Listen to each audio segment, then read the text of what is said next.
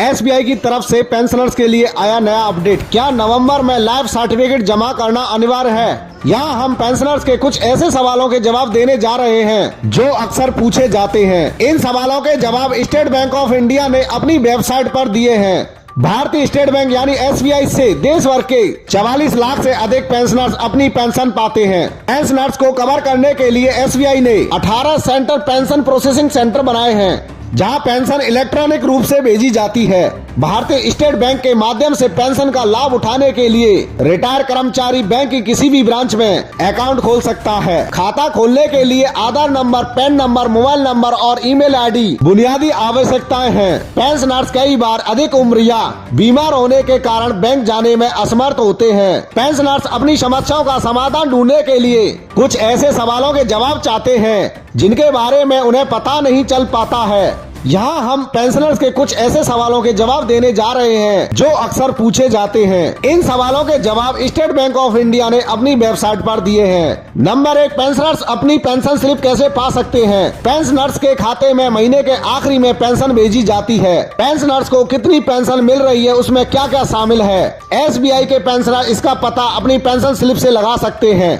Bank हर महीने pensioners के email पर इस स्लिप को भेज देता है। इसके अलावा पेंशनर्स द्वारा पेंशन स्लिप किसी भी पेंशन पेमेंट शाखा से प्राप्त की जा सकती है। आप एसबीआई की पेंशन वेबसाइट से भी इस स्लिप को डाउनलोड कर सकते हैं। नंबर 2, साइन करने या अंगूठे का निशान नहीं लगा पाने पर पेंशनर्स कैसे निकाल सकते हैं पैसे? ऐसे मामलों में एक पेंशनर चेक / विड्रॉल फॉर्म पर कोई निशान या छाप लगा सकता है और बैंक को बता सकता है कि चेक / विड्रॉल फॉर्म के आधार पर बैंक से पेंशन राशि कौन निकालेगा। ऐसे व्यक्ति की पहचान 2 स्वतंत्र गवाहों द्वारा की जानी चाहिए। जो व्यक्ति वास्तव में बैंक से पैसा निकाल रहा है, उसे बैंक को अपने हस्ताक्षर का नमूना प्रस्तुत करने के लिए कहा जाता है। नंबर 3, क्या बुजुर्ग, बीमार, शारीरिक रूप से विकलांग पेंशनर्स जो साइन करने में असमर्थ है पेंशन खाता खोल सकता है या पेंशन खाते से अपनी पेंशन निकाल सकता है? एक पेंशनर जो बुजुर्ग है, बीमार है या अपने दोनों हाथ खो चुका है और इसलिए हस्ताक्षर नहीं कर सकता है, पेंशन अकाउंट खोलने के लिए फॉर्म पर कोई निशान या अंगूठे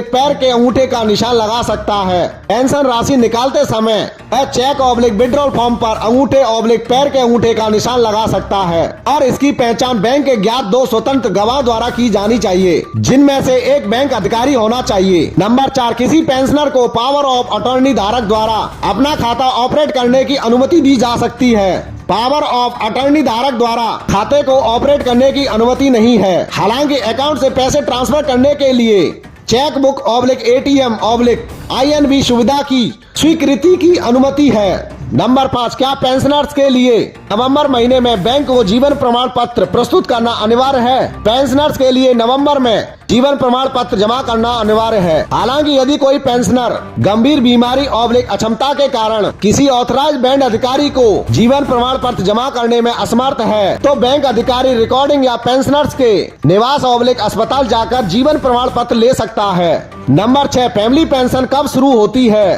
फैमिली पेंशन पेंशनर्स की मृत्यु के बाद शुरू होती है। फैमिली पेंशन पीपीओ में दर्शाए गए व्यक्ति को मृत्यु प्रमाण पत्र और नामांकित व्यक्ति से आवेदन प्राप्त होने पर शुरू हो जाती है। दोस्तों, एसबीआई की तरफ से आई यह महत्वपूर्ण जानकारी आपकी समझ में आई या नहीं, हमें कमेंट बॉक्स में कमेंट करके जरूर बताना।